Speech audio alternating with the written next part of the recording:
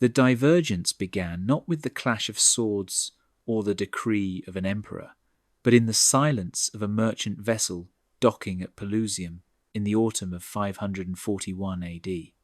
In the timeline known to history, this ship carried rats infested with the Yersinia pestis bacterium, a microscopic agent of chaos that would kill half the population of the Mediterranean and shatter the foundations of the classical world. In this timeline, however, the ecological conditions in the Central Asian steppes were slightly different. The bacterium remained dormant in the burrowing rodent populations of the Tian Shan Mountains. The rats that scurried down the gangplanks in Egypt were filthy, certainly, but they were not harbingers of the apocalypse. Life in the Roman Empire proceeded with the relentless inertia of a civilization at its zenith. The grain dole of Constantinople, feeding nearly 500,000 souls, continued without interruption. The streets of the Queen of Cities remained crowded, noisy, and vibrant, devoid of the weeping carts and the mass graves that would have otherwise scarred the psyche of a generation. Justinian I, the sleepless emperor, sat upon his throne in the great palace, his mind occupied not with the survival of the human species, but with the perfection of his legal code and the restoration of the imperial borders. The immediate consequence of this biological mercy was fiscal. In the alternate history, the tax base of the empire evaporated overnight. Fields lay fallow as farmers died, and the state's revenue collapsed just as military demands peaked. Here, the treasury remained full. The solidus retained its value, backed by the labour of a populous and productive Anatolia and Egypt. This economic vitality was the fuel for Justinian's grand strategy, transforming his ambitions from desperate gambles into calculated investments.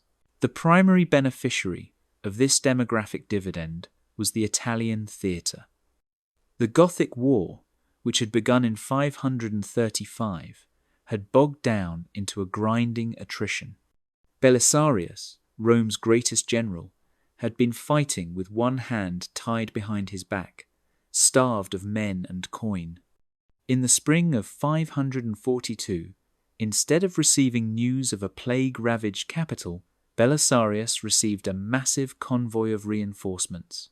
15,000 fresh Thracian and Illyrian troops, fully paid and equipped, led by a corps of officers eager for glory. The revitalization of the Italian campaign was brutal and efficient. Totila, the charismatic king of the Ostrogoths, had relied on Roman exhaustion and the resentment of an overtaxed Italian peasantry to fuel his insurgency. But the Rome of this timeline was not exhausted. The heavy taxation continued, yes, but it was accompanied by effective security and the swift restoration of infrastructure. The aqueducts were repaired as quickly as they were broken. The grain shipments from Sicily to Rome were guarded by an expanded imperial navy that swept the Gothic skiffs from the Tyrrhenian Sea. In 544, Belisarius did not sit idly in Rome while Totila besieged the city. With a field army comparable to the legions of Trajan, he marched out to meet the Goths on the Via Flaminia. The ensuing battle was not a skirmish of mercenaries, but a disciplined dismantling of the Germanic host. The Roman cataphracts, supported by dense blocks of heavy infantry that the plague would have otherwise made impossible to muster, crushed the Gothic centre. Totila was forced to retreat north, his aura of invincibility shattered before it could truly form. The prolonged devastation that historically turned Italy into a depopulated wasteland was arrested. The cities of Milan, Verona, and Ravenna remained distinct urban centres, their senators and artisans integrated back into the imperial fold. While the West was being hammered into submission, the East faced the perennial threat of the Sassanid Empire. Khusro I, the Shahanshah of Persia, was a monarch of equal ambition to Justinian. In 540, he had sacked Antioch, a humiliating blow to Roman prestige. Historically, the plague prevented Rome from mounting a punishing counter-offensive, forcing Justinian to pay a humiliating tribute to secure a truce. In this plague-free 545, the geopolitical calculus shifted. When Khusro demanded tribute to renew the eternal peace, Justinian refused.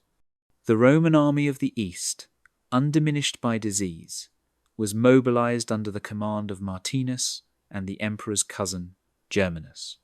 They did not just hold the line, they projected power into Persian Armenia and Mesopotamia.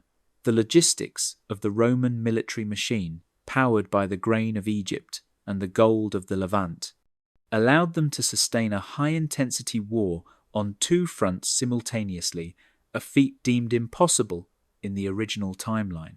Khusro, a rational pragmatist, recognized the shift. He could not bleed a Rome that had so much blood to spare.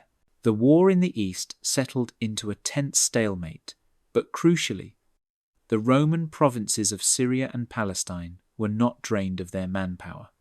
The local garrisons remained at full strength, and the Ghassanid Arab proxies employed by Rome were well paid and loyal. The psychological exhaustion that historically prepared the region for the later Islamic conquests never materialized. The Levant remained a fortress of Hellenistic civilization, its cities growing fat on the trade flowing from the Silk Road. Culturally, the absence of the plague prevented a dark shift in the Roman zeitgeist. The apocalyptic literature and the extreme religious asceticism that flourished in the wake of the mass death were less pervasive. The connection between God's favour and the emperor's rule remained unbroken. The completion of the Hagia Sophia in 537 was seen not as a final act of glory before the darkness, but as the foundation stone of a new permanent order. Justinian's legal reforms, the Corpus Juris Civilis, were implemented by a robust bureaucracy capable of enforcing the emperor's will from Carthage to Trebizond. By 555, the year that historically marked the exhausted end of the Gothic War, the Roman Empire stood as a colossus. Italy was pacified, not destroyed. The Ostrogoths existed only as settled farmers or conscripts in the Roman auxiliaries. The Mediterranean was tightening into a Roman lake once more. The demographic momentum of the classical world had not been arrested, it was accelerating. As the sun set over the Golden Horn, the view from the Galata Tower was one of unbroken continuity. The smoke rising from the city was from potters' kilns and bakers' ovens, not funeral pyres. The ships in the harbour sat low in the water, heavy with the bounty of a world that refused to die. The empire had survived the bottleneck of history, and the path ahead was open, wide, and terrifyingly linear. The silence that fell over the Italian peninsula in the late 550s was not the silence of the grave, as it had been in the original timeline, but the silence of discipline. The Gothic War was over. The last fires of resistance had been stamped out not by exhausted mercenary bands, but by the heavy boot of the imperial field army. Now, the second conquest began, the conquest of logistics. Narses, the eunuch general who had delivered the final military victories, transitioned seamlessly into the role of supreme administrator. In our history, Narses was hampered by a bankrupt treasury and a Constantinople distracted by threats in the Balkans and the East. He ruled over a ruin. In this timeline, Narses was the viceroy of a recovering jewel. The pragmatic sanction of 554 was not a desperate paper decree. It was a blueprint backed by the full weight of the Sacalian, the imperial treasury. The demographic dividend played its most crucial role here. The engineers and architects who might have died of the plague in Constantinople or Antioch were instead deployed to Ravenna and Rome. The Via Flaminia and the Via Appia were repaved with a speed that startled the local populace. Bridges destroyed by Totila were rebuilt in stone, not wood. The marshes of the Pontine, which historically crept back to reclaim the farmland during the demographic collapse, were drained by organized labor gangs. The Roman state was projecting a clear message to its reacquired subjects. We are not occupiers. We are the return of order.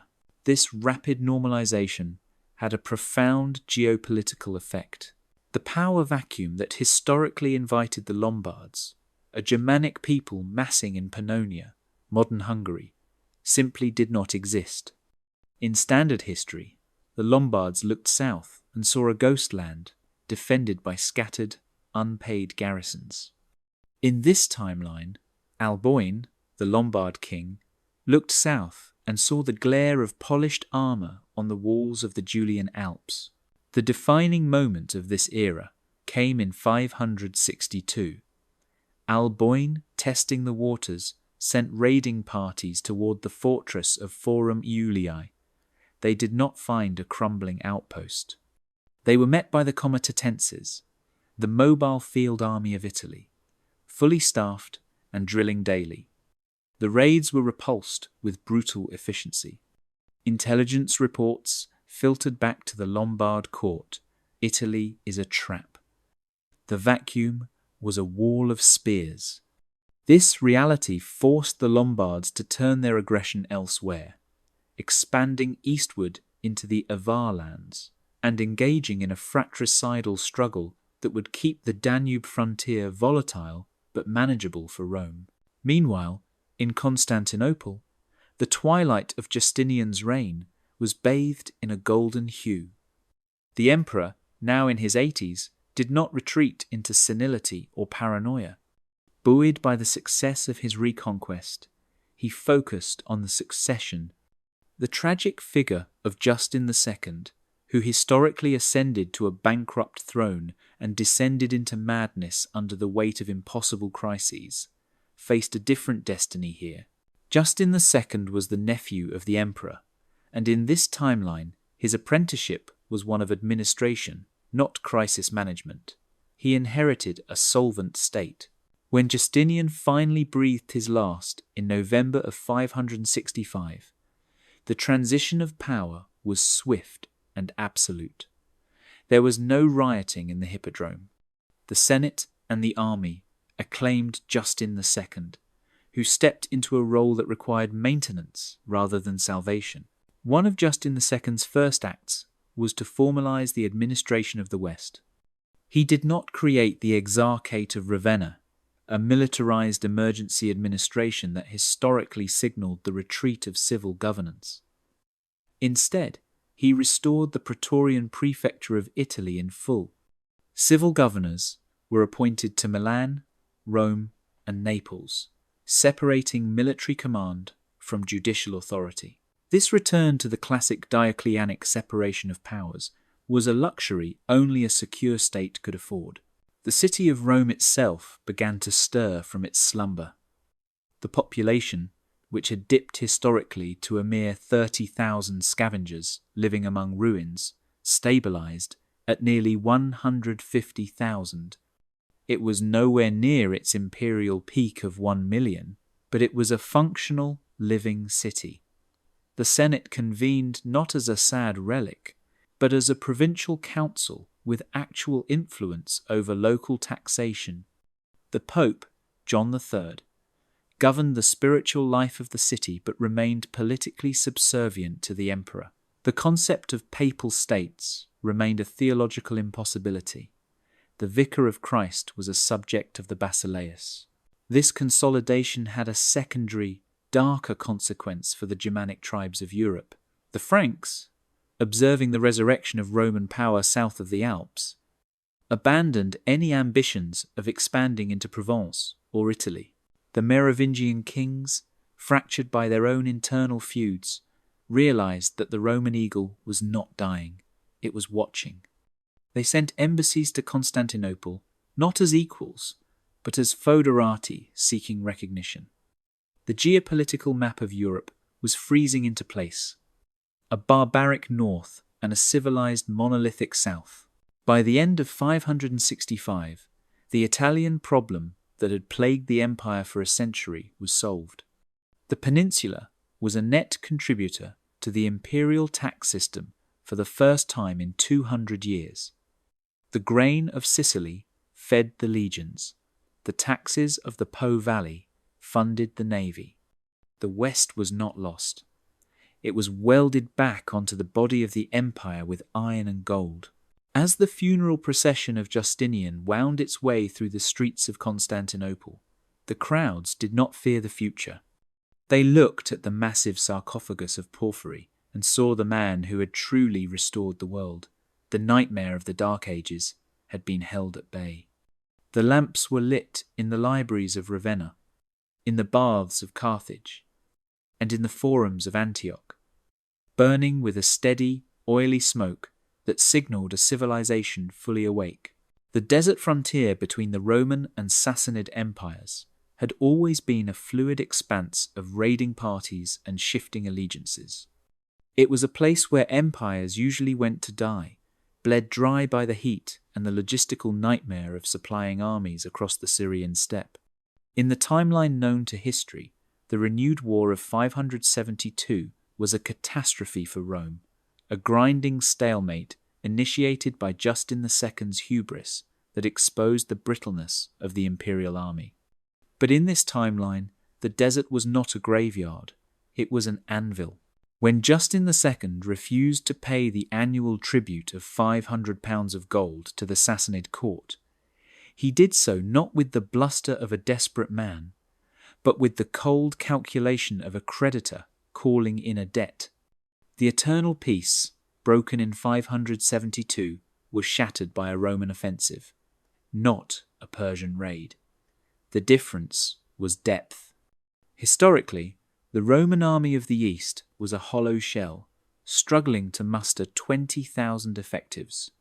Now, bolstered by the demographic surplus and the stability of the West, the Magister Militum per Orientem commanded a force nearly double that size, with reserves stationed in Antioch and Damascus ready to rotate to the front. The war that followed was defined by a new Roman strategy, the Wall of Sand. Instead of seeking decisive, risky battles deep in Persian territory, the Romans utilized their superior engineering and logistics to turn the frontier into an impenetrable zone of defense in depth. The fortress of Dara, historically lost to Khusro I in a humiliating siege, was reinforced with triple layers of masonry and granaries stocked for 5 years. When the Sassanid host arrived, they did not find a panicked garrison, they found a machine. Khusro I, the majestic soul of the Sassanid state, found his armies breaking against this wall. The Persian Savarang cavalry, arguably the finest in the world, could not charge stone fortifications. When they attempted to bypass the forts, they were harried by the Ghassanid Arab auxiliaries, who were paid in full, gold solidi, ensuring their absolute loyalty to Constantinople. The Romans fought a war of attrition, a luxury afforded by their Egyptian grain and Italian taxes. They traded time for Persian blood. By 579, the strain on the Sassanid Empire was becoming existential.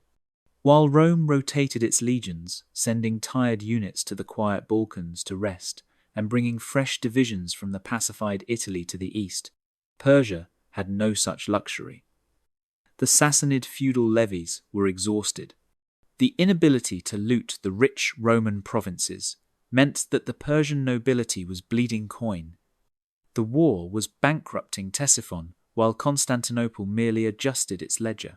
It was in this crucible that Maurice, the future emperor, rose to prominence. In standard history, Maurice was a brilliant commander trying to hold together a mutinous, underpaid army. Here, he was the conductor of a well-oiled orchestra. In 582, succeeding to the throne after the death of Tiberius II, who had succeeded Justin II, Maurice inherited a war that was already won strategically, if not yet diplomatically. The breaking point for Persia came not on the battlefield, but from within. The internal pressures of the war, exacerbated by the Roman economic blockade, triggered the civil war of 589. The usurper Bahram Chobin rose against the Sassanid dynasty, driving the young King Khusro II into exile. Historically, Khusro II fled to Maurice for aid, and Maurice helped him out of a desire for stability and a misplaced sense of chivalry, restoring a rival who would later destroy the Roman Middle East. In this timeline, the dynamic was strictly transactional. Maurice received the fugitive Khusro II not as a brother monarch, but as a client king in waiting. The Roman support given to Khusro to retake his throne in 591 was overwhelming but conditional. Roman legions marched Khusro back to Ctesiphon, crushing the rebellion with terrifying ease. But the bill for this service was astronomical. The Treaty of 591 was a Carthaginian peace in all but name. Rome did not just gain the historic concessions of Persamenia and eastern Mesopotamia, it effectively demilitarized the western flank of the Sassanid Empire. Khusro II was restored, but he ruled a weakened state, heavily indebted to Roman bankers and politically neutered. The Persian threat, which had haunted Rome since the days of Crassus, was effectively neutralized. The Sassanids were turned inward, forced to focus on their volatile eastern border with the Turks, while Rome stood unopposed in the west. This victory had a profound internal effect on the Roman military. The mutinies that historically plagued Maurice's reign, caused by pay cuts, and the order to winter north of the Danube never happened. The treasury was full. The soldiers were paid. The bond between the emperor and the army was cemented by victory and gold. Maurice, instead of being a tragic figure deposed by a disgruntled centurion, became the celebrated architect of a Pax Romana that stretched from the Atlantic to the Zagros Mountains. As the 6th century drew to a close, the wall of sand had done its work. The eastern frontier was silent, save for the wind whistling through the crenellations of Roman watchtowers that looked out over a humbled east. The legions, historically destined to be shattered by the coming storm of the 7th century, were instead intact, veteran, and waiting for new orders. The eyes of the empire turned north, toward the Danube, where the last unresolved threat of the migration era was gathering. In the annals of the original timeline, the year 602 is marked in black. It was the year the Roman army, exhausted, underpaid, and ordered to spend a bitter winter on the north bank of the Danube, mutinied. Led by a rough centurion named Phocas, they marched on Constantinople, murdered the Emperor Maurice, and butchered his family. This act of regicide broke the dam, inviting the Persians to invade from the east, and the Avars and Slavs to flood the Balkans, erasing centuries of Latin civilization. In this timeline, the winter of 602 was cold, but the fires in the Roman camps burned bright. The logistical machinery of the empire, greased by the surplus of the Egyptian harvest and the coin of a solvent treasury, did not fail. The supply barges arrived at Singidunum, modern Belgrade, on time. The soldiers received their winter bonus in gold, not copper. When the order came from Maurice to hold the position north of the river, there was grumbling. Soldiers always grumble, but there was no mutiny. The centurion Phocas remained just that, a centurion, shouting orders to his file, his ambition smothered by the weight of a functioning hierarchy. With discipline intact, the Roman offensive continued through the snow. The campaign was led by Priscus, a general of ruthless competence. The target was the Avar Khaganate, a nomadic confederation that had terrorized the frontier for decades. In history, the internal chaos of Rome saved the Avars from destruction. Here, there was no reprieve. The Roman army, utilizing the combined arms tactics outlined in Maurice's own military manual, the Strategicon, hunted the Avar mobile camps with systematic precision. By 605, the Avar political entity had ceased to exist. The Kagan was killed in a skirmish near the Tisa River, and the confederation fractured into warring tribes, easily manipulated or crushed by Roman diplomacy. This victory fundamentally altered the demography of southeastern Europe. The Slavic migrations, which were driven by Avar pressure, did not stop, but they changed character entirely. Instead of an uncontrolled flood of armed tribes carving out independent kingdoms in Greece and Macedonia, the Slavs encountered the Danube shield. This was not a static wall, but a deep zone of military control. The Roman administration, recognizing the need for manpower to cultivate the lands depopulated by previous wars, adopted a policy of aggressive integration. The arriving Slavs were disarmed at the border and settled as colony tenant farmers tied to the land in specific dispersed zones. They were planted in the depopulated regions of Thrace and Illyricum, not as conquerors, but as subjects. They were surrounded by Latin and Greek-speaking urban centres that had never fallen. The process of assimilation, which historically took centuries or failed entirely, was accelerated by the state. Christian missionaries, funded by the Patriarchate in Constantinople, moved into these settlements immediately. The Slavs learned that to rise in society, to trade, or to seek legal redress, they had to speak the language of the empire. The survival of the Balkan urban network was the critical factor. Cities like Sirmium, Naissus, and Serdica remained bastions of Roman culture. The Via Egnatia, the vital artery connecting Rome to Constantinople, remained a safe, paved highway patrolled by cavalry rather than a bandit-infested ruin. The cultural severance between the Latin West and the Greek East, which began with the Slavicization of the Balkans in the original timeline, never occurred. The peninsula remained a sturdy bridge, transmitting goods, ideas, and soldiers between the two halves of the empire. Maurice, the soldier emperor, lived to see his life's work completed. He did not die in a pool of blood at the harbour of Eutropius, watching his sons executed before him. He died in his bed in the great palace in 612, an old man revered as the restorer of the north. His succession was orderly. His eldest son, Theodosius, who had been co-emperor since 590, assumed the throne without a sword being drawn. Theodosius inherited a state that was, to the eyes of any contemporary observer, invincible. The Sassanids were a client state. The Avars were dust. The West was pacified. The treasury was overflowing. However, this total security bred a dangerous complacency in the diplomatic corps.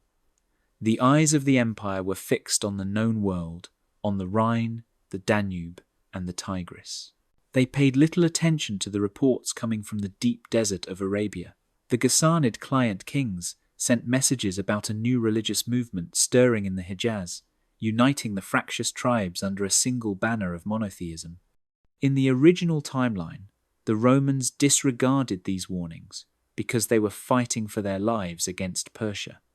In this timeline, they disregarded them for a different reason: arrogance. What threat could a collection of desert nomads pose to a superpower that had just brought the Sassanid lion to heel and broken the Avar dragon? The Roman garrisons in Syria and Palestine were at full strength, their armour polished, their bellies full. They were the finest army in the world, standing guard over a silence that they mistook for peace. But the wind blowing from the south was hot, and it carried the sound of chanting that would soon test the durability of the bedrock truths. The shield had held against the north, but the hammer was rising in the south. The storm that broke from the Arabian Peninsula in 632 was not a military campaign in the traditional sense. It was a spiritual detonation. Under the banner of the Rashidun Caliphate, the tribes of Arabia united for the first time in history by the revelation of the Prophet and the sword of the Caliph Abu Bakr, poured northwards. In the timeline of record, they struck a world that was hollow. The Roman and Persian empires were like two exhausted giants leaning against one another, bleeding from 1,000 wounds. The Arabs merely pushed them over. But in this timeline, the giants were not bleeding. They were waiting. The first probes came in 634. Columns of Arab light cavalry, moving with the terrifying speed that would define their legend, emerged from the shimmering heat hazes of the Syrian desert. They expected to find the crumbling border forts and demoralized garrisons described by the few traders who had ventured north. Instead, they found the Limes Arabicus fully operational. The watchtowers were manned. The cisterns were guarded. The Ghassanid Arab auxiliaries, Rome's Christian shield in the desert, were not the unpaid, disgruntled traitors of real history.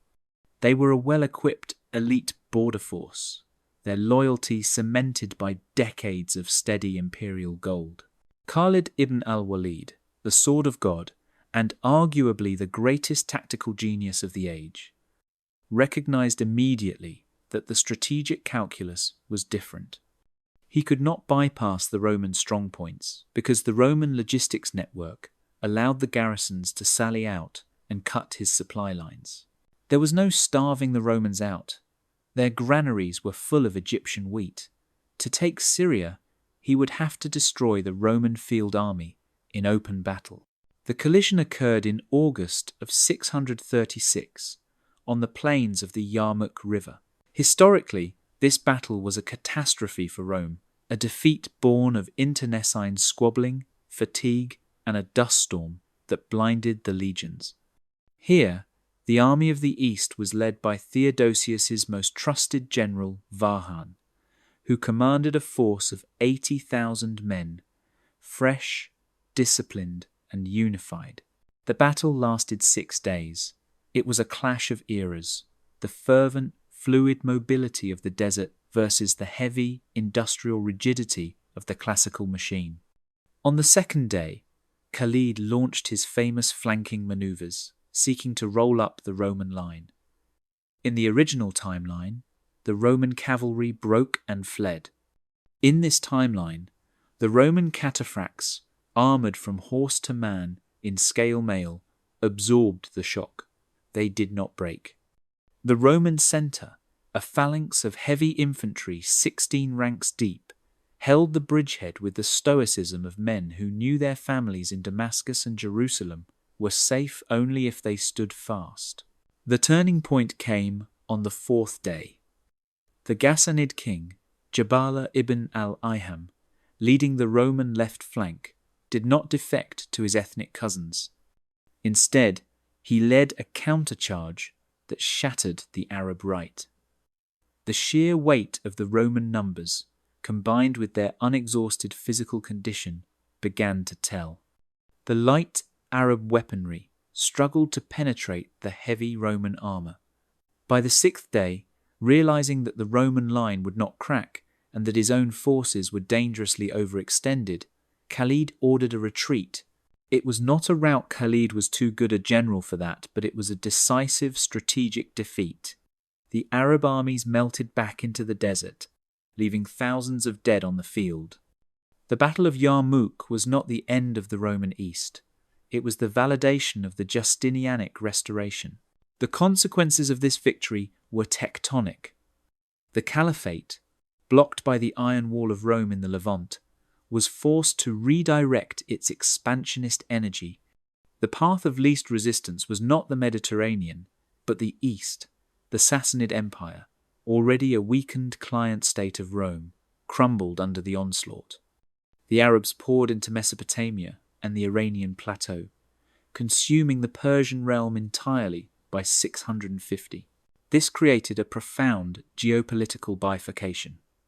Islam became the dominant religion of the Middle East and Central Asia, effectively inheriting the Sassanid sphere of influence. It became a land-based power, centered on Ctesiphon, later Baghdad, and Isfahan. It did not, however, breach the Mediterranean. Egypt remained Roman. North Africa remained Latin. The Mediterranean Sea remained a Christian lake, unified under the cross and the eagle. The cultural divergence was immediate. Without the loss of the Levant and Egypt, the Roman Empire remained a cosmopolitan, multi-ethnic superstate.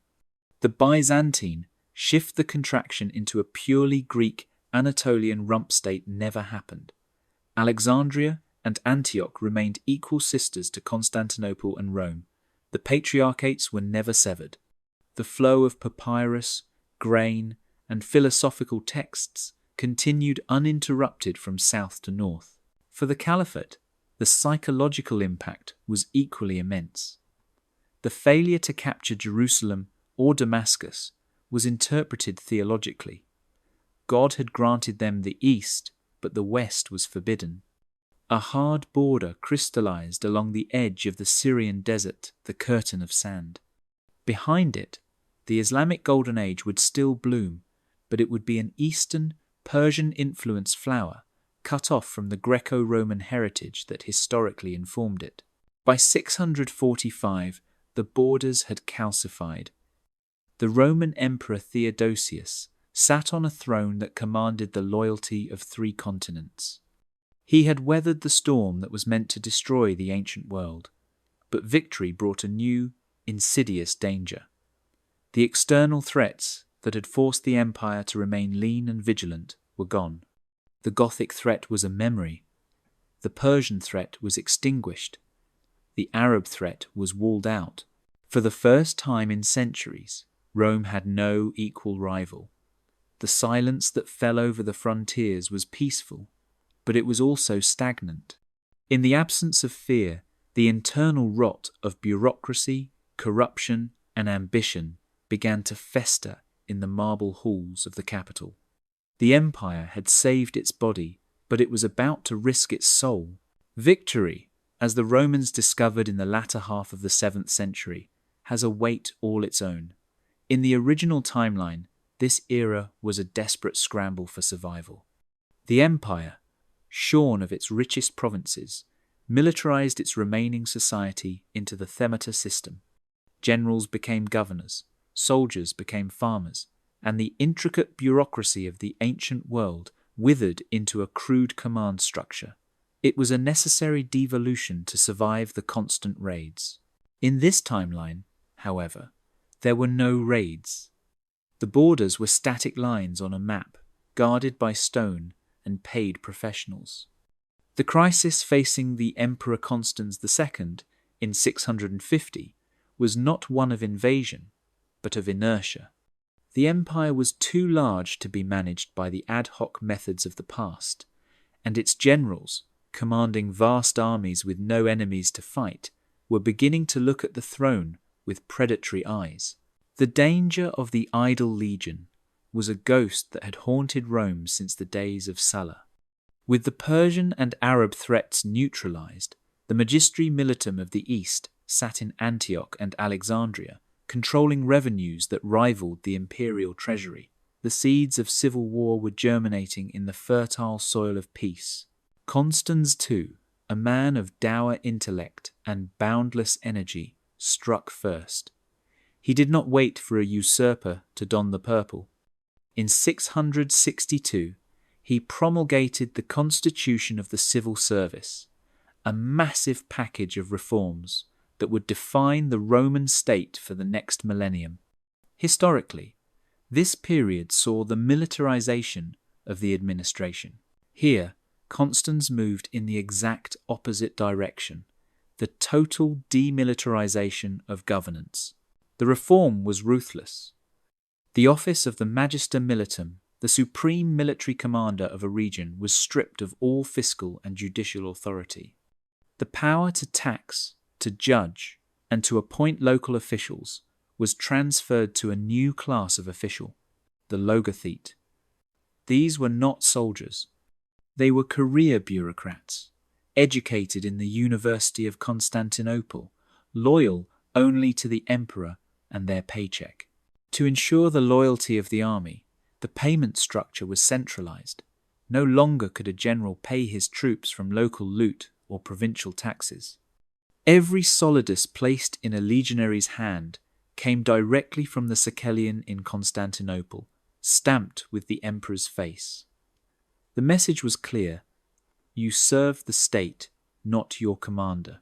This shift suffocated the embryonic feudalism that was taking root in the rest of Europe.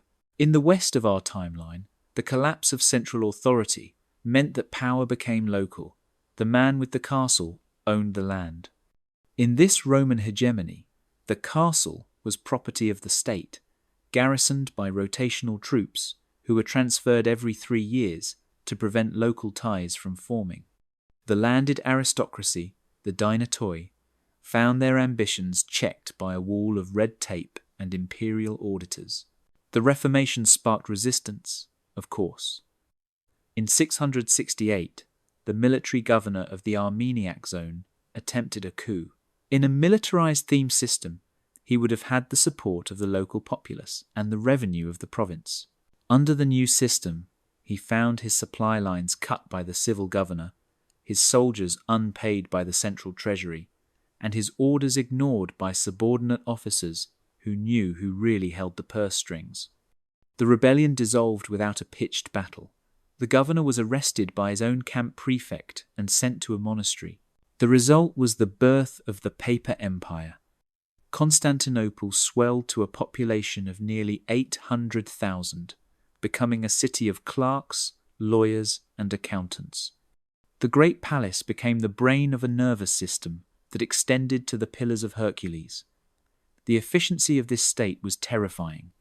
A tax dispute in Carthage could be resolved by a rescript from Constantinople within weeks, carried by the imperial post, which maintained fresh horses at stations every 20 miles.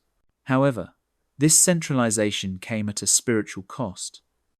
The heroic ethos of the classical world was being replaced by the calculating caution of the bureaucrat. Innovation began to slow. Why take a risk on a new agricultural technique or a new ship design when the regulations were so strict? The safe choice became the only choice. The empire began to resemble a vast, golden clockwork mechanism, perfectly orderly, ticking rhythmically, but incapable of organic growth. The divergence from Western Europe became absolute. While the Frankish kingdoms were slowly evolving the personal bonds of vassalage that would create the dynamic, chaotic competition of the Middle Ages, Rome was perfecting the sterile stability of the ancient world. There were no knights in shining armour here. There were only heavy cavalrymen with serial numbers in a ledger. There were no lords and ladies. There were only prefects and their wives. By 690, the transformation was complete. The Roman Empire was no longer a conquering beast. It was an administering machine. It had solved the problem of internal stability that had destroyed the Republic and the Principate. It had created a state that could theoretically endure forever, provided the variables of the world did not change. But the world outside the machine was changing. To the north, the Franks were growing restless in their cage. To the east, the Islamic scholars of Baghdad were beginning to translate Greek texts, fueling a scientific renaissance that the rigid Roman academies were too conservative to embrace. As the 7th century closed, a scribe in the Bureau of Barbarians sat by a window overlooking the Bosphorus, carefully copying a treaty with the Bulgars. The ink was black and permanent. The document was flawless. He did not look up at the stars. He looked only at the lines on the parchment. The empire was safe. The empire was rich.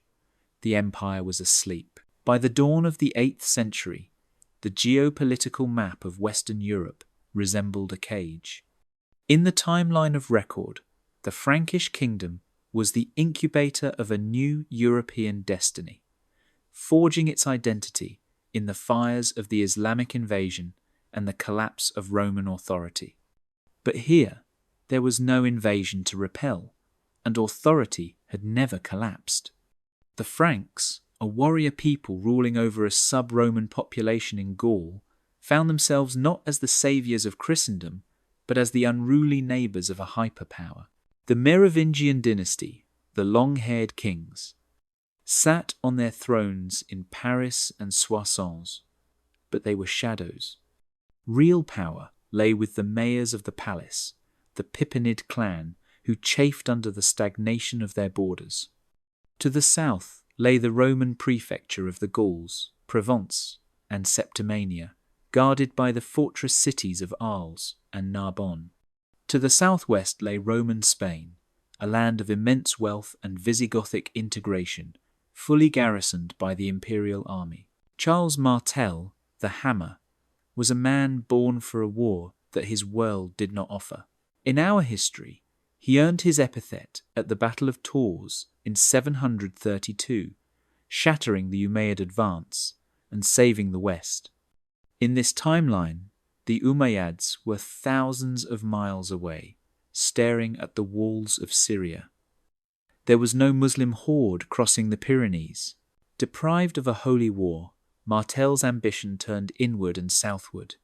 He sought to unite the fractious Germanic duchies Aquitaine, Bavaria, Thuringia under his iron grip. But every time he moved to consolidate power, he found Roman gold working against him. The Imperial Bureau of Barbarians in Constantinople played the Frankish dukes like pieces on a latrunculi board. When Martel marched on the rebellious Duke Odo of Aquitaine in 731, he found Odo backed by a regiment of Roman heavy infantry from Narbonne, leased to the Duke to maintain the balance of power. The friction culminated not at Tours, but at the Battle of Avignon in 737. Frustrated by Roman interference and hungry for the plunder of the rich Mediterranean coast, Martel launched a massive raid into the Rhone Valley. He treated it as a punitive expedition, expecting the effeminate Greeks, as the Franks called the Romans, to hide behind their walls. He was mistaken. The exarch of the Gauls, a career soldier named Theodore, did not hide. He met the Frankish shield wall with the disciplined precision of the legionary pike and shot precursors lines of heavy infantry supported by torsion, artillery, and archers. The Frankish charge, reliant on the ferocity of the individual warrior, shattered against the cohesion of the state. Martel was not killed, but he was humbled. His army was routed, chased back up the Rhone by Roman cavalry. The peace treaty, signed in 738, was the death knell of Frankish imperial ambition. It was known as the Foedus Gallicum. In it, Charles Martel was forced to renounce the title of Prince of the Franks in favour of the Roman rank Patrician, a subordinate title that legally bound him to the emperor in Constantinople. The Franks were recognised as foederati allies, but effectively subjects. They were permitted to rule the interior of Gaul, but they were forbidden from expanding south of the Loire or east of the Rhine without imperial sanction. This containment had a profound effect on the Carolingian dynasty. When Martel died in 741, his sons Carloman and Pepin the Short did not inherit a sovereign kingdom destined for greatness. They inherited a client state. The famous letter from Pope Zachary to Pepin in 751, which in our timeline gave papal blessing for Pepin to depose the Merovingians and become king, was never written. Why would it be? The Pope was a subject of the Roman Emperor. He had no need of a Frankish protector against Lombards, who no longer existed as a threat. The papacy viewed the Franks not as the eldest daughter of the Church, but as semi-civilized barbarians in need of constant supervision. When Pepin finally deposed the last Merovingian puppet, he did so only after bribing the imperial governor of Gaul to look the other way.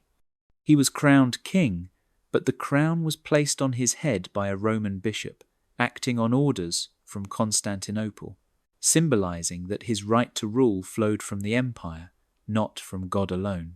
The concept of a Holy Roman Empire rising in the west, was strangled in the cradle. There could be no restoration of the empire, because the empire had never fallen.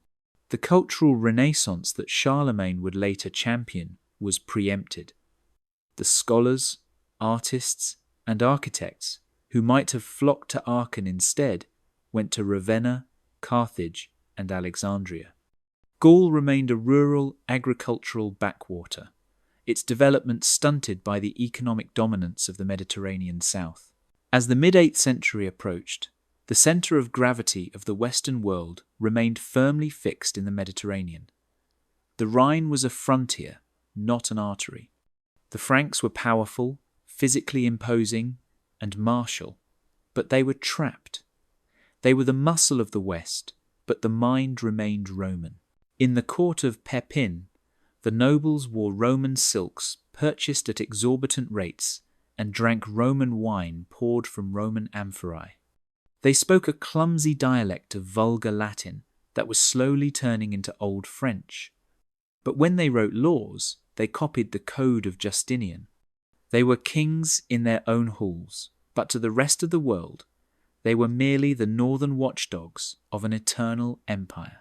In the timeline of record, the 8th century was the era of the Great Divorce. The iconoclast controversy, the theological war over whether the depiction of saints and Christ in art constituted idolatry, tore the spiritual heart of the empire in two. The emperors in Constantinople smashed the icons, while the popes in Rome defended them. This rift, deepened by the political abandonment of Italy, created the chasm that would eventually split Christendom into Catholic and Orthodox. In this timeline, however, the geography of the empire dictated its theology. The emperors of the Isaurian dynasty, specifically Leo III and his son Constantine V, were indeed tempted by the austere, aniconic purity that seemed to serve the armies of the East so well. But they were not rulers of a Greek rump state. They were the masters of a Mediterranean superorganism. To the west lay Italy, Carthage, and Spain provinces that were staunchly, militantly iconophile. These were not distant outposts. They were the economic lungs of the state. When Leo III issued his first edict against images in 730, the backlash was not merely ecclesiastical, it was fiscal. The tax revenues from Carthage and Ravenna threatened to dry up. The riots in Naples were not led by monks, but by the urban guilds. A rational autocrat analyzes the cost of his dogma.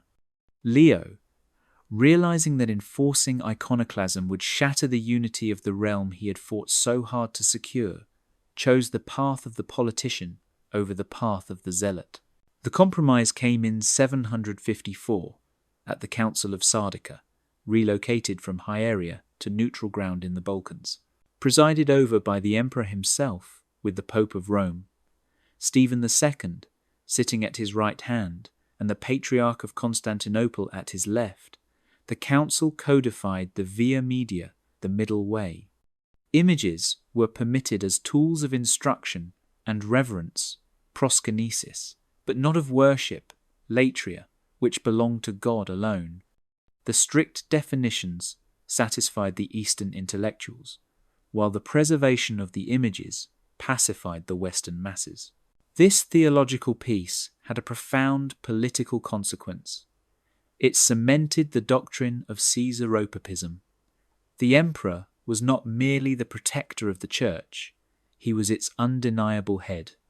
The Pope in Rome was acknowledged as the primus inter pares, first among equals, of the 5 patriarchs. But this primacy was one of honour, not jurisdiction. There was no donation of Constantine, that famous forgery of our timeline used to justify papal temporal power. There was no need for it. The Pope was the spiritual governor of the West, appointed and confirmed by the imperial exarch in Ravenna. By 780, the administration of the Church had become indistinguishable from the administration of the state. Bishops were vetted by the Bureau of Cults in Constantinople. The liturgy while performed in Latin in the West and Greek in the East, was standardized in content. The prayer for the emperor was the climax of the Mass in Street, Peter's Basilica, just as it was in the Hagia Sophia. This unity strangled the intellectual independence of the West. In the original timeline, the friction between church and state, the struggle between pope and emperor, and later pope and king, created a dynamic tension that fueled Western political thought, eventually leading to the concepts of limited government and separation of powers. Here, there was no friction, there was only the monolith. Dissent against the church was treason against the state. Dissent against the state was heresy against the church. The era concluded with a symbolic triumph in the year 800. In real history, this was the year Pope Leo III crowned Charlemagne as Emperor of the Romans, an act of rebellion that formalized the split between West and East. In this timeline, the year 800 marked the Jubilee of Unity. Empress Irene, ruling as regent for her son Constantine VI, travelled to Rome, the first reigning monarch to visit the ancient capital in nearly 4 centuries. She did not come to be crowned, she was already the Augusta. She came to preside over the renovation of the Lateran Palace.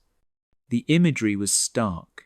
The empress, glittering in silk and pearls, stood on the steps of the basilica, while the Pope bowed to kiss the hem of her robe. The Frankish ambassadors present at the ceremony watched in sullen silence. They saw the truth clearly. There would be no new empire in the West. The cross was won, the empire was won, and it was all Roman. The psychological impact on the European continent was absolute. The Christendom that emerged was not a dualistic world of Latin and Greek, but a singular, suffocatingly coherent civilization. The seeds of the Great Schism had been ground into flour to bake the bread of the Eucharist. But as the incense smoke rose to the vaulted ceilings of a unified church, it obscured the fact that a society without internal conflict is also a society without the engine of change. The empire had achieved perfection, and perfection is a dead end.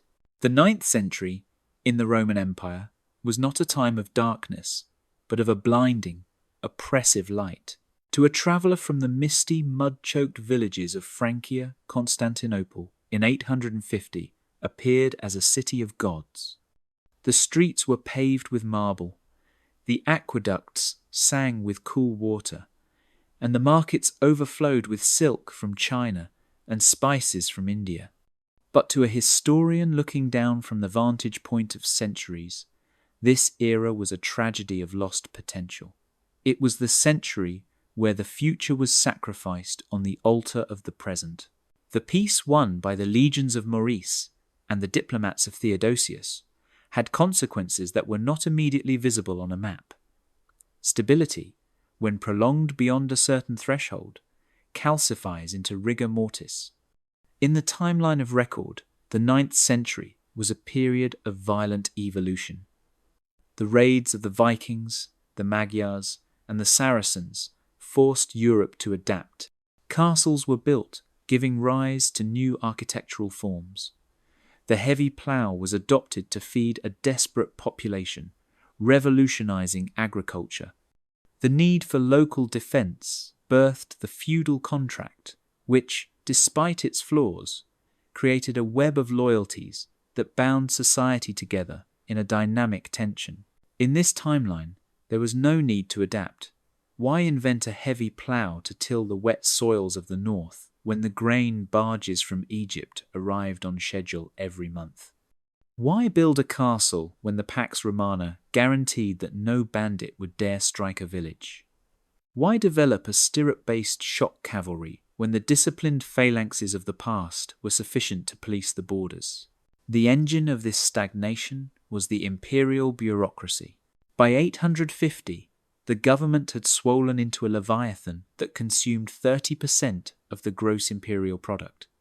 The path to power in Rome lay not in the mastery of the sword or the daring of the merchant, but in the memorization of the tactica, the endless list of court protocols and precedents. The education system, centered on the University of Constantinople and its satellite academies in Athens and Alexandria, became a guardian of orthodoxy rather than an incubator of discovery. The curriculum had not changed in 300 years. Students studied Homer, Plato, and the Church Fathers, but they were taught to comment, not to question. Science became a museum piece. The mechanical wonders of the Hellenistic age, the steam aeolipial, the Antikythera mechanism, were preserved as curiosities for the emperor's amusement, not developed into labour-saving devices. With an abundance of cheap labour provided by the colony system and the steady supply of slaves from the borderlands, there was no economic incentive to automate. This intellectual paralysis extended to the military. The Roman army of 880 was a parade force. The soldiers were magnificently equipped, their armour gilded and etched with prayers, but they were drilled in manoeuvres that had become theatrical. The strategicon was treated as holy scripture, not a manual to be improved upon. Generals were appointed based on their lineage and their ability to quote classical poetry rather than their tactical acumen. The border wars against the desert nomads or the Slavic farmers were punitive expeditions, devoid of risk and devoid of glory. In the countryside, the social ossification was even more profound. The free peasantry, the backbone of the legions in the days of the Republic, had largely vanished. They had been absorbed into the vast estates of the Dinotoi, the powerful landowning families who treated their provinces like private fiefdoms. However, unlike the feudal lords of the alternate West, these magnates were not independent warlords. They were courtiers who lived in Constantinople, managing their estates through bailiffs. They spent their wealth on bribes and luxuries, competing for honorary titles like spatharios or patricios, rather than investing in infrastructure. The only ripple in this placid lake came from the Emperor Basil I, who seized the throne in 867. A rough man of peasant stock in this timeline, a rare ascent from the coloni class via the palace guard, Basil attempted to shake the empire from its slumber. He purged the corrupt rolls of the treasury and attempted to reform the legal code. But the system was bigger than the man. The bureaucracy absorbed his energy like a sponge. His reforms were diluted by committees, delayed by judges, and finally buried under mountains of parchment. By the time of his death, the machine was humming along exactly as it had before. Meanwhile, the cultural gap between the Roman world and the barbarian north widened into an abyss. The Franks, trapped in their wet forests, looked south with a mixture of envy and hatred. They saw a world that was soft, effeminate, and impossibly rich. The Church, unified and imperial, preached a gospel of submission to authority that kept the northern kings in check. The pulpit was used to pacify, teaching that the emperor was God's vice-regent and that the status quo was divinely ordained. As the year 900 approached, the Roman Empire was a gilded cage. Inside, life was safe, predictable, and comfortable for the elite. Outside, the winds of history were beginning to change direction. The Norsemen, the dragon ships of the Skansa, were putting to sea. In real history, they came as the wrath of God to burn and pillage. Here, they would find a different reception. They would find a civilization so wealthy that it could afford to buy them, and in doing so, unknowingly invite a new, vibrant bloodline into its sclerotic veins. The silence of the 9th century was not peace. It was the holding of breath before a long, slow exhale. In the timeline of record, the 10th century was the apex of the Viking Age. The longships of the Northmen were the scourge of Europe, carving out the Danelaw in England, the Duchy of Normandy in France, and terrorizing the river systems of the continent.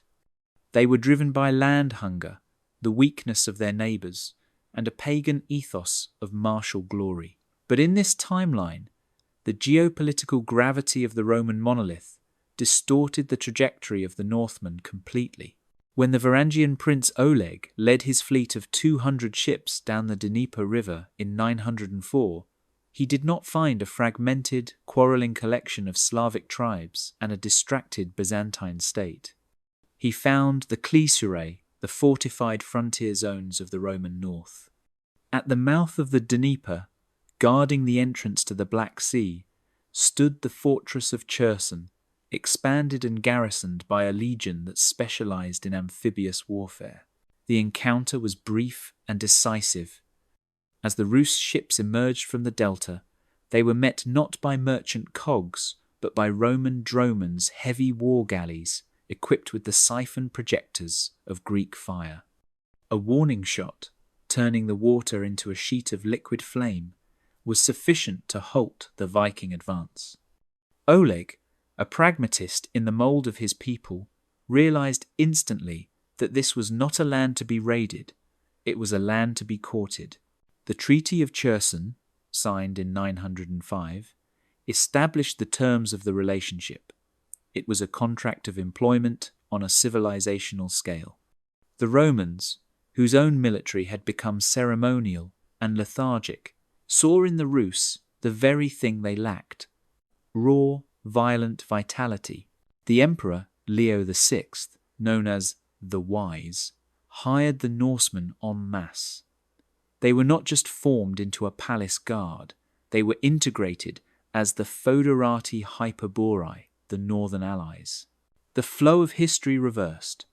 Instead of Vikings extracting wealth from Europe through plunder, Rome injected wealth into Scandinavia through trade. The Dnieper became the Amber Highway. In exchange for the furs, amber, and wax of the north, the empire sent gold, silk, and wine. But more importantly, they sent priests and engineers. The Christianization of the north was not a slow, organic process of missionary saints braving the wilderness. It was a state project. In 912, a Roman bishopric was established in Kiev, followed swiftly by one in Uppsala. The Roman bureaucracy, recognizing that a shared religion was the best way to secure the trade routes, subsidized the construction of stone cathedrals in the wooden towns of the Norse.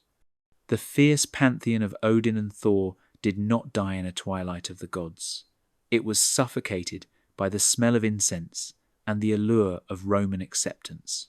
This economic integration had a profound effect on Western Europe. With the Norse energy directed almost exclusively toward the rich markets of Constantinople and the Black Sea, the Atlantic coastlines of Francia and the British Isles were spared the worst of the Viking terror. There was no great heathen army landing in East Anglia. There was no siege of Paris. The pressure that historically forced Alfred the Great to unify England and the Franks to militarize their society was absent. Consequently, England remained a heptarchy of petty kingdoms: Mercia, Wessex, Northumbria, quarrelling over sheep and borders, unaware of the storm they had missed. They remained in the Roman orbit, buying Roman goods and paying nominal tribute to the governor of Gaul to keep the peace. The birth of nations that the Viking threat precipitated in our timeline was aborted. In the east, Kiev did not grow into the capital of a rival Rus empire. It became a prosperous, but clearly subordinate, entrepôt, a Roman trading post in all but name. The Rurikid dynasty intermarried not with European royalty, but with the provincial aristocracy of the Roman Balkans. The Rus warriors, returning home after 20 years of service in the Roman legions, brought back Roman habits. They bathed, they spoke Greek, they built villas. By 950, the Viking Age had been transmuted into the Varangian boom. The terror of the dragon ship was replaced by the efficiency of the merchant convoy. The North had been tamed not by the sword, but by the checkbook. Yet, this influx of mercenaries had a dangerous side effect for the empire itself. The reliance on Varangian troops to do the actual fighting further degraded the native Roman military tradition. The citizens of the empire became even more estranged from the reality of violence. They watched the Varangians march through the hippodrome with a mixture of disgust and relief, happy to pay these golden-haired giants to bleed so they didn't have to. As the chapter closes, we see a Roman customs official standing on the docks of Constantinople, ticking off a manifest of walrus ivory from a ship that flies the raven banner now surmounted by a cross. The world is connected, the world is rich, and the world is dangerously dependent on a single point of failure, the gold of the capital. By the turn of the millennium, the Roman Empire was a colossus that had forgotten the taste of fear. The frontiers were quiet, the treasury was full, and the emperor in Constantinople was less a warrior king than a semi-divine fixture of the liturgy.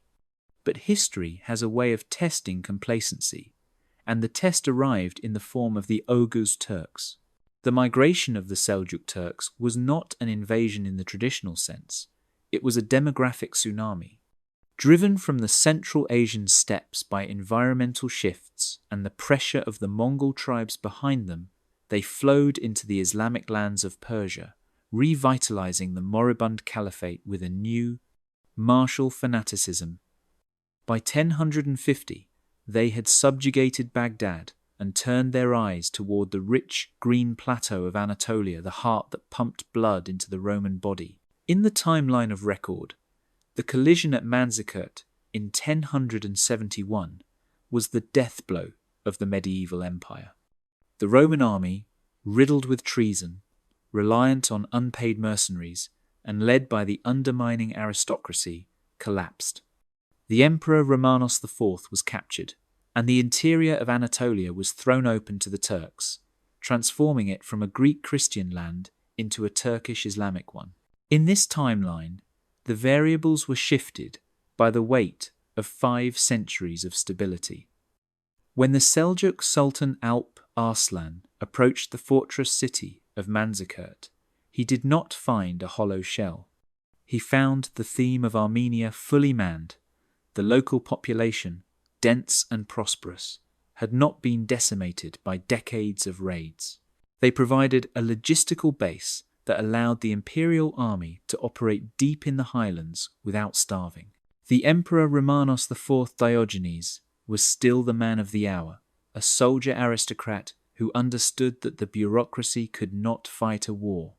But unlike his tragic historical counterpart, he did not command a patchwork force of treacherous rivals. He commanded the Tagmata, the professional standing army, and at its core marched the Varangian Guard. These were not the ragtag adventurers of the past. They were the Golden Regiment, heavy shock infantry, clad in the finest steel Damascus and Constantinople could forge. Numbering nearly 10,000, they were loyal to the death not out of patriotism, but because the Roman state paid them in minted gold, on time, every time. The Battle of Manzikert commenced on August 26, 1071. Alp Arslan employed the classic steppe tactic, feigned retreats designed to lure the heavy Roman columns into breaking formation. In the original timeline, the Roman reserve, commanded by the traitor Andronicus Ducas, refused to advance, leaving the emperor isolated. Here, there was no Andronicus Ducas. The centralized reforms of Constans II had long ago neutered the ability of the provincial aristocracy to hijack the army.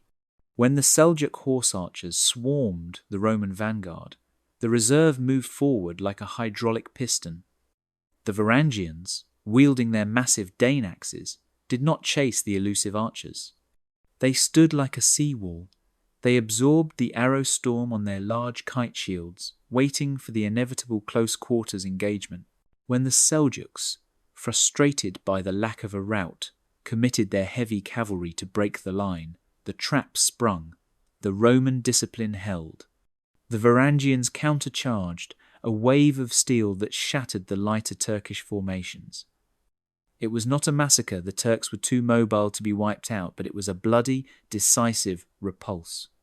Alp Arslan, realizing that this sick man was actually an iron giant, ordered a general retreat. The strategic consequences were immediate and total. The Seljuks, blocked from the high plateau of Anatolia, were forced to direct their expansion elsewhere. They turned south, flooding into Syria, Palestine, and Egypt, tearing into the Fatimid Caliphate. The Islamic world was thrown into chaos, but the Christian world remained hermetically sealed behind the Taurus Mountains. Anatolia remained the breadbasket of the empire. The great cities of Iconium, Caesarea, and Nicaea remained Greek-speaking centers of theology and commerce. There was no Turkification of the peninsula. The demographic disaster that historically paved the way for the Ottomans never occurred. Crucially, because there was no disaster at Manzikert, there was no desperate plea from the emperor to the pope for aid. The envoys that historically triggered the Council of Clermont and the First Crusade were never sent. The Crusades, that defining conflict of the Middle Ages, simply did not happen. There were no Frankish knights marching to Jerusalem, no sacking of Constantinople in 1204, no legacy of bitterness between East and West. Jerusalem remained in Muslim hands, but to the pragmatic Romans, this was a matter of diplomacy, not holy war. Pilgrims were still allowed access, for a fee, and trade continued. The clash of civilizations was averted in favour of a cold, profitable coexistence. By the end of the 11th century, the Seljuk barrier was a geopolitical fact. The empire had weathered the last great migration, but in doing so, it had sealed its own fate in a different way. By repelling the external infusion of new peoples and maintaining the purity of its borders, Rome preserved its antiquity at the cost of its evolution. It was a perfect, static crystal, beautiful to behold, but brittle. As the chapter closes, the view settles on the walls of Arni, the city of 1,001 churches. In our timeline, it is a ruin. Here, it is a bustling metropolis on the Silk Road, its bells ringing out over a valley that has never known the tread of a conqueror's boot. The 12th century in the Roman Empire was an era of breathtaking surface beauty. Under the Komnenian dynasty, restored to glory not by the chaos of a collapsed state, but by the orderly succession of the previous century, Constantinople reached a population of 1 million. It was the city of the world's desire, a metropolis where the streets were lit by oil lamps at night and the water pressure in the public fountains never faltered. But beneath this veneer of perfection lay a civilization that had become afraid of its own mind. In the timeline of record, this century was the incubator of the Western mind. The chaotic, fractured nature of Europe allowed for the rise of independent universities in Paris, Bologna, and Oxford. The friction between church and state, and between rival kings, created a marketplace of ideas where innovation was a survival mechanism. The reintroduction of Aristotle via the Arab world sparked the scholastic movement, forcing faith to wrestle with reason. In this timeline, there was no wrestling, there was only submission. The University of Constantinople, the Pandidactyrion, was the sole arbiter of knowledge in the Mediterranean world. It was not a place of debate, it was a mechanism of statecraft. The curriculum was rigidly controlled by the Sakhellion and the Patriarchate. Aristotle was studied, but only his logic and ethics, sanitized to reinforce the hierarchy of the emperor. His works on physics and metaphysics, which might suggest a world governed by natural laws independent of the imperial will, were restricted to the highest levels of the clearance forbidden knowledge for the masses. The defining moment of this intellectual stagnation occurred in 1135 during the reign of John II Komnenos. A brilliant mechanical engineer named Theophilus, a man who had spent decades studying the water clocks and automata of the ancient Greeks, presented a new invention to the imperial court. It was a device of wood and brass, utilizing a screw press and movable clay characters to reproduce text rapidly. Theophilus called it the mechanical scribe. In the west of our history, the printing press would arrive 3 centuries later and shatter the medieval world, enabling the Reformation and the scientific revolution. Here, Theophilus demonstrated his machine by printing 100 copies of the Nicene Creed in an hour.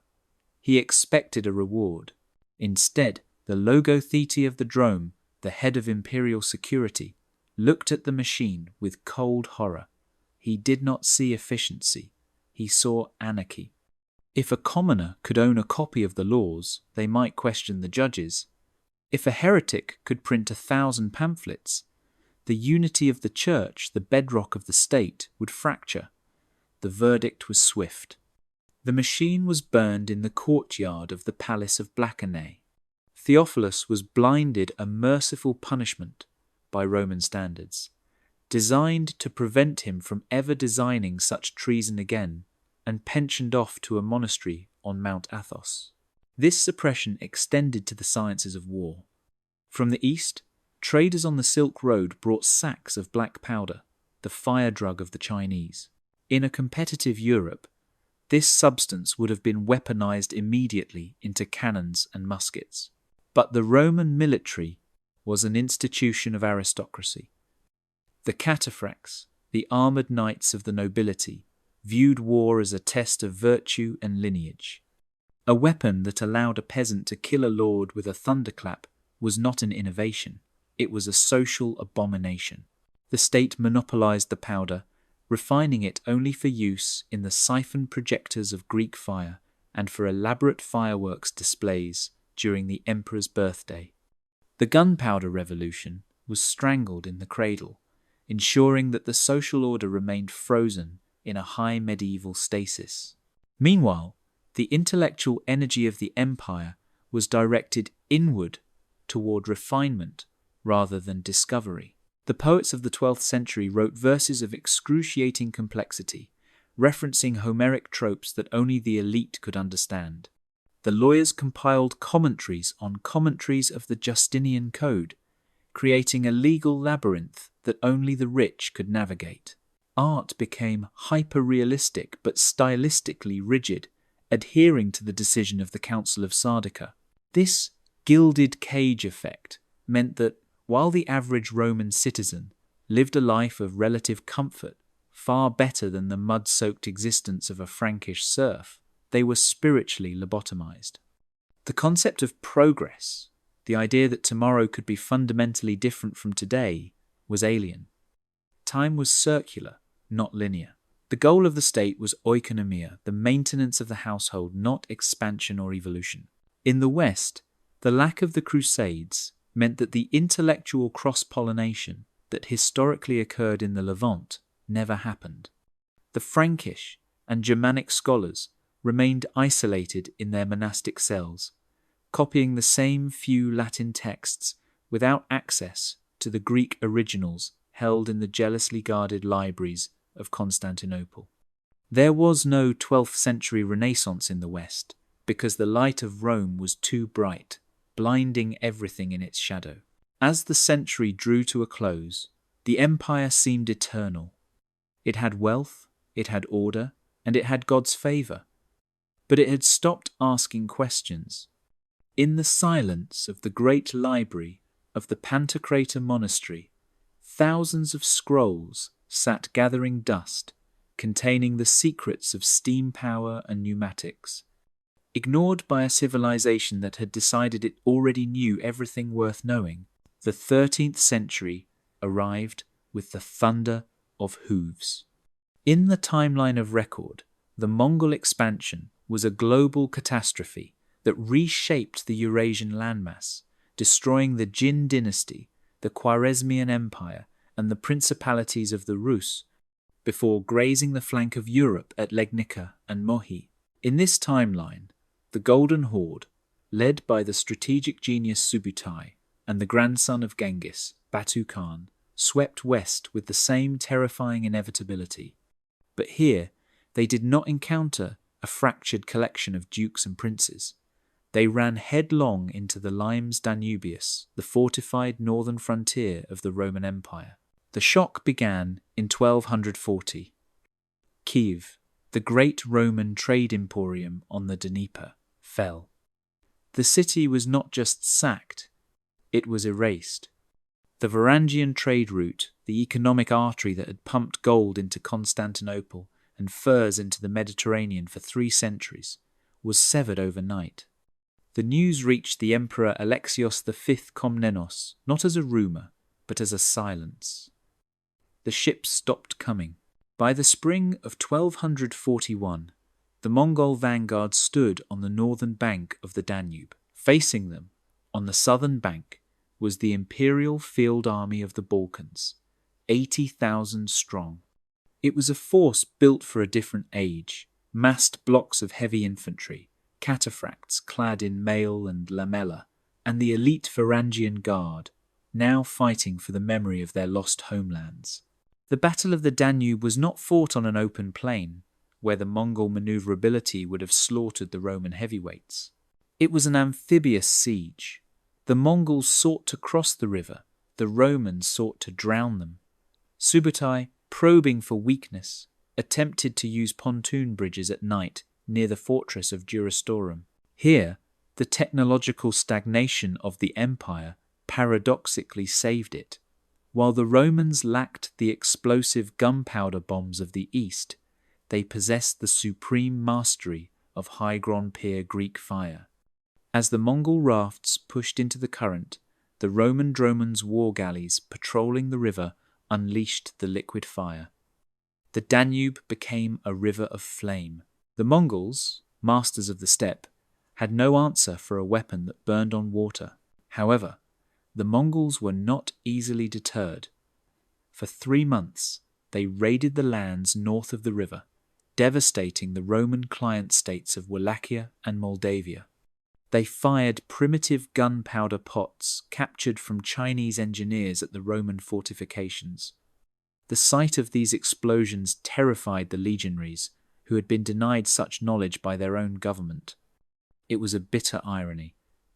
The barbarian invaders wielded the technology of the future, while the civilized Romans fought with the weapons of the past. The stalemate was broken not by arms, but by geography and politics. The Balkans were not the steppes. The rugged, forested terrain south of the Danube was a nightmare for a cavalry army requiring vast pastures. Furthermore, news arrived from Karakorum of the great Khan Urgaday's death. Politics beckoned Batu east. Facing a wall of stone and fire, and lacking the fodder to sustain his tumens, Batu made the calculated decision to turn away. The empire had survived, but the victory was Pyrrhic. The Mongol shock shattered the illusion of Roman invincibility. The treasury, drained by the immense cost of mobilizing the entire military and the loss of the northern trade, collapsed. Inflation spiked to levels not seen since the crisis of the 3rd century. The solidus, the gold standard of the world, was debased for the first time in 700 years. Moreover, the geopolitical map had darkened. The Golden Horde settled permanently on the Pontic steppe, transforming the Black Sea from a Roman lake into a hostile frontier. The Silk Road, once a river of tax revenue, was now a trickle, controlled by the Khans, who demanded exorbitant tolls. The empire was no longer the centre of the world's commerce. It was a cul-de-sac. The psychological scars were even deeper. The Roman aristocracy, terrified by the close call, doubled down on their conservatism. The gunpowder pots used by the Mongols were cited not as a reason to innovate, but as proof of the wickedness of foreign technology. The Church declared that the survival of the empire was a miracle due solely to orthodoxy, reinforcing the ban on novelties. As the Mongol dust settled in 1260, the Roman Empire stood intact, but it was a changed beast. It was poorer, more paranoid, and isolated. The dynamic confidence of the Justinianic and Comnenian eras was gone, replaced by a defensive crouch. The walls of Constantinople were raised higher, but the horizon had shrunk. The empire had stopped the end of the world, but in doing so, it had locked itself in a room with no doors. In the timeline of record, the 14th and 15th centuries were defined by a desperate hunger. The rise of the Ottoman Empire severed the arteries of trade between Europe and Asia, imposing suffocating tariffs and blocking the pilgrim routes. This geopolitical strangulation forced the peripheral powers of the Atlantic, Portugal, Spain, and later England to cast their eyes toward the terrifying emptiness of the ocean. They were driven by necessity. They needed a way around the blockade. In this timeline, there was no blockade. There were no Ottomans. The Roman Empire, though bruised by the Mongol financial shock and the inflation of the previous century, still held the keys to the world. The ports of Alexandria, Antioch, and Trebizond remained in imperial hands. The spice flow from the east was diminished by the Mongol taxes on the steppes, but it still flowed. A merchant in Venice or Massilia could still buy pepper, silk, and porcelain without dealing with a hostile enemy of the faith. This accessibility created the Mediterranean trap. Because the trade routes were open, there was no economic incentive to find new ones. The Roman economic system, a vast, self-contained organism wrapping around the Mare Nostrum, acted as a gravity well. Wealth was generated by moving goods from the rich east to the hungry west with the safety of the empire's internal lake. Consequently, the nautical technology of the era remained fixated on the galley. The dromon and the heavy merchant freighter, powered by oars and triangular lateen sails, were perfectly adapted to the calm waters of the Mediterranean. They were useless in the rough swells of the Atlantic. The development of the deep draft, square-rigged caravel, the ship type that would historically unlock the globe, was stalled. Why build a ship to survive 40-foot waves when no one sailed where there were 40-foot waves? The political geography of Western Europe further cemented this stasis. In our history, Portugal and Spain were forged in the Reconquista, a centuries-long war against Islam that bred a warrior caste hungry for conquest and God. Here, the Iberian Peninsula was the peaceful diocese of Hispania, a loyal, wealthy province of Rome. There was no Reconquista because there had been no conquest. The Visigothic nobility were Romanized aristocrats who made their fortunes selling olive oil and garum to Constantinople. They had no need to sail down the coast of Africa to bypass a Muslim middleman. They were the middleman's partners.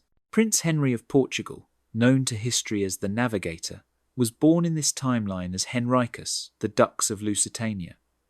He did not found a school of navigation at Sagres to explore the unknown. Instead, he spent his life modernizing the tuna fisheries of the Algarve and suppressing piracy near the Pillars of Hercules. The conceptual barrier of Cape Bohador remained unbreached. The Atlantic was not a highway. It was the Mare Tenebrosum, the Sea of Darkness, and only a fool would sail into it. As the 15th century progressed, the divergence reached its quiet climax. In 1492, a Genoese captain named Cristoforo Colombo petitioned the imperial prefect of Italy for a commission. In real history, Colombo was a desperate visionary pitching a radical idea to the Spanish monarchs to reach the Indies by sailing west. In this timeline, Colombo was a mid-level bureaucrat in the Navis Honoraria, the imperial merchant marine. His proposal was not to sail west to Asia, a concept deemed geographically absurd by the conservative geographers of the University of Constantinople, who adhered strictly to Ptolemaic maps. His proposal was to streamline the grain shipments between Sicily and Ostia. The proposal was approved. Colombo retired comfortably in a villa outside Genoa, never knowing that in another life he would have discovered two continents. The Americas, therefore, remained in total isolation. The Aztec Empire in the Valley of Mexico and the Inca Empire in the Andes continued their cycles of rise and fall, completely unaware of the iron and gunpowder that would never come. There was no smallpox apocalypse. There was no Columbian exchange. Potatoes, tomatoes, and maize remained unknown to the Old World. Horses and wheat remained unknown to the New. The year 1453, which historically marked the fall of Constantinople to the Turks and the end of the Middle Ages, passed without incident. The Theodosian walls were not bombarded by the massive cannons of Orban. The bells of the Hagia Sophia rang for Vespers as they had for 900 years. However, this stability was a mask for a deep, insidious rot. The empire had become a closed system. Without the influx of silver from the Americas, the Roman economy deflated. Without the challenge of colonization, the European spirit remained parochial. The world was ordered, safe, and shrinking. The Roman eagle sat on its perch, staring at its own reflection in the Mediterranean, while the rest of the planet waited in the dark. The dawn of the 16th century brought a crisis that money could not solve. The Roman Empire, for all its majesty, was suffering from the internal friction of its own weight. The Dinotoi, the landed aristocracy, who had effectively replaced the free peasantry, had grown too powerful. They maintained private retinues of cataphracts, evaded imperial taxation, and treated the provinces as their personal playgrounds. Simultaneously, the underclass of colony and urban poor, squeezed by deflation and the rigid social hierarchy, began to break. In the timeline of record, this era saw the Protestant Reformation and the German peasants' war movements that challenged authority with the Bible in one hand and a flail in the other. In this timeline, there was no Martin Luther to pin theses to a door. The church was too unified, too terrifyingly omnipresent. But hunger has a theology of its own. In 1495, the revolt of the poor erupted. It started in the grain fields of Thrace, but spread like a contagion to the textile workshops of Gaul and the mines of Spain. It was not a religious schism, it was a class war. The rebels, armed with scythes and captured swords, overwhelmed the local garrisons. They demanded the return of the old laws, the mythical rights of the free Roman citizen that had vanished centuries ago. The Emperor Constantine XIII, a cold pragmatist, facing a bankrupt treasury and a rebellion that threatened to burn the palaces of the rich, made a decision that would seal the fate of the modern world. He could not afford to raise more heavy cavalry. The training took years, and the horses were expensive. He needed a weapon that was cheap, deadly, and could be mastered by a loyal conscript in weeks.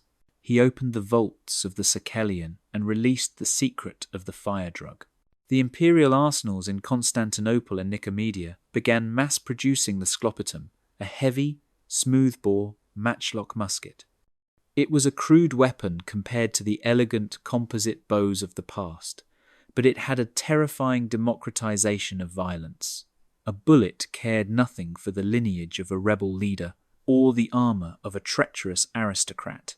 However, unlike the chaotic spread of firearms in our history, where any mercenary captain could buy a cannon, the Roman state maintained a choking monopoly.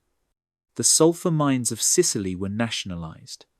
The saltpeter works of Egypt were guarded by the Varangians.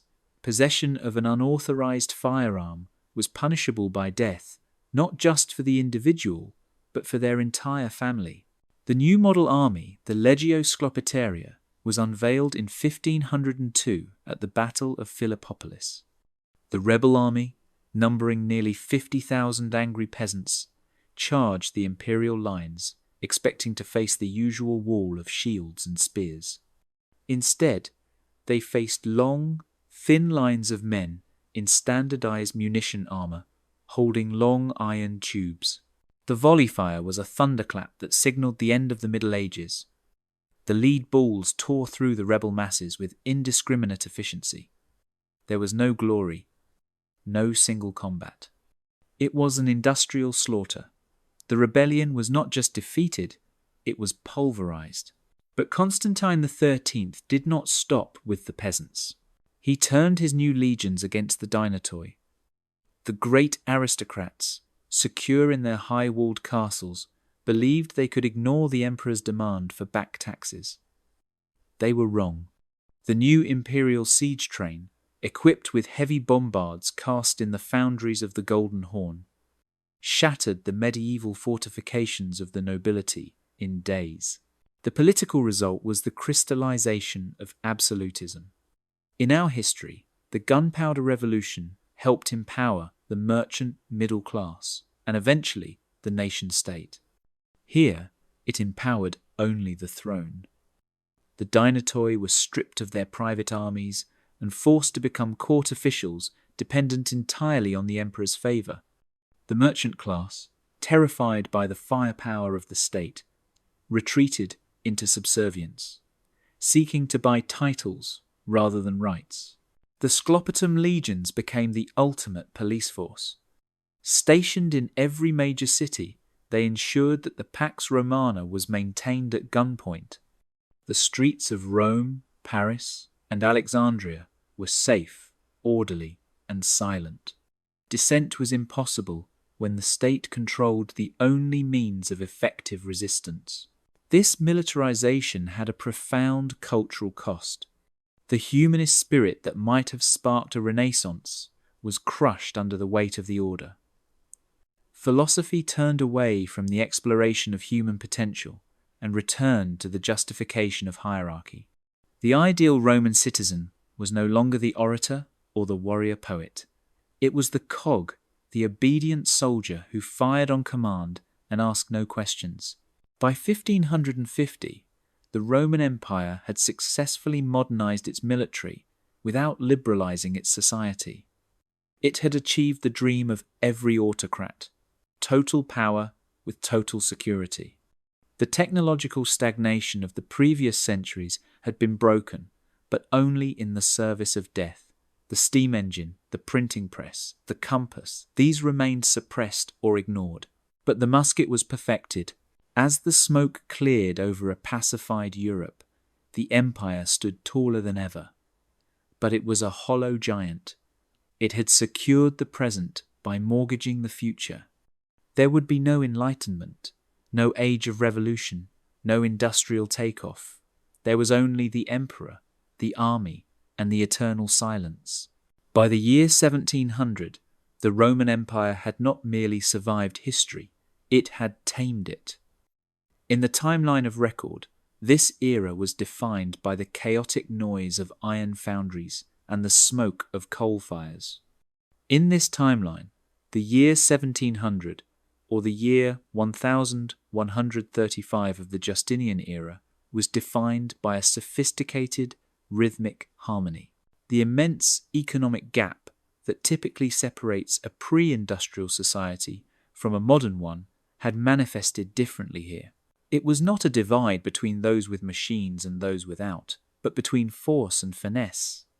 Without the desperate pressure to invent steam engines to pump water from flooded mines, Roman engineers had turned their minds toward precision. The legacy of ancient mechanics had been refined over a millennium into an art form. In the Great Library of Alexandria, now a sprawling complex that rivaled the size of a city, scholars did not study combustion. They studied computation. Vast, room-sized analog computers, driven by water and intricate bronze gears, calculated the movements of the stars, the yields of the harvest, and the logistics of the grain dole. This was a civilization that had stepped sideways, bypassing the age of heavy industry to stumble inadvertently toward an age of data, built not on silicon, but on gold and brass. The social order, too, had evolved. It was rigid, yes, but it was not stagnant. The peace of the Caesars had created a surplus of wealth so immense that the concept of survival had been replaced by the pursuit of perfection. With no wars to fight, the sons of the aristocracy turned to natural philosophy, biology, and cartography. The suppression of crude explosives had forced innovation into subtler channels. Medicine, botany, and optics flourished. The microscope was perfected 2 centuries early, revealing the invisible worlds of bacteria, which were treated not with antibiotics, but with a holistic state hygiene program that eradicated the great plagues of the past. As the sun set over the Golden Horn in 1700, the skyline was not choked with factory smog. It was dominated by the Tower of the Winds, a new observatory equipped with massive telescopic lenses. Inside, the imperial astronomers were not just charting the calendar. They were debating the heliocentric nature of the solar system not as a heresy, but as a mathematical inevitability supported by the throne itself. To the west, the silence of the Atlantic was finally being broken, not by desperate conquerors seeking gold to pay for their wars, but by state-sponsored scientific expeditions. The Navis Exploratoria, immense galleys reinforced for deep ocean travel and guided by the new precision chronometers, were launching from Lisbon and Cadiz. They were not sailing to flee a blockade. They were sailing because the map was the only thing left to conquer. The Americas waited in the dark, teeming with their own untouched empires, but the collision that was about to happen would not be a brutal conquest. It would be a meeting of a mature, philosophical old world and a thriving new world. The empire was not trapped in the past. It was a coiled spring. It had spent 1,000 years gathering its breath, organizing its mind, and perfecting its body. Now, with a population of 200 million, a unified culture, and a mastery of intricate mechanics, it stood on the precipice of a dawn that no one in our timeline could imagine. The steam engine creates force, but the clockwork engine creates order. And Rome was ready to apply that order to the stars. We often mistake noise for progress. We look at the chaotic, explosive history of our own world, the revolutions, the wars, the rapid consumption of resources, and we call it advancement. We assume that because the Roman Empire of this timeline did not build factories to blacken the sky, it was asleep. But look closer. This is a world where the Library of Alexandria never burned, but expanded for another 1,000 years. This is a world where the combined mental energy of the human race was not wasted on 1,000 petty wars between rival princes, but focused on the slow, methodical solving of existence. They have not torn the earth apart to build machines of iron. They have tuned their civilization like a fine instrument. They have missed the era of smoke and steel, it is true. They may never have the internal combustion engine, but they possess a unity of purpose that we lost long ago. They are a civilization that has matured without being traumatized. Now, as the 18th century dawns, the galleys are crossing the oceans and the telescopes are turning upward. They are taking a different path up the mountain, one that is less steep but perhaps more sure. The story is not over. It has merely finished its long prologue. The heavy curtain of history has been pulled back, and the stage is set for a play we have never seen before.